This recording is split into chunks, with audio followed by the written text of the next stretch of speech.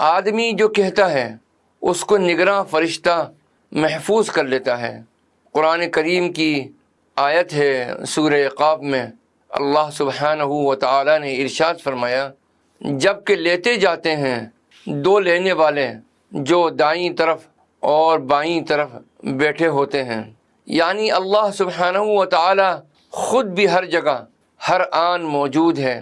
اس کے علاوہ اس نے ہر انسان کے دائیں بائیں دو فرشتے بھی مقرر کر رکھے ہیں جو اس کے ہر فعل اور عمل کو ریکارڈ کر رہے ہیں۔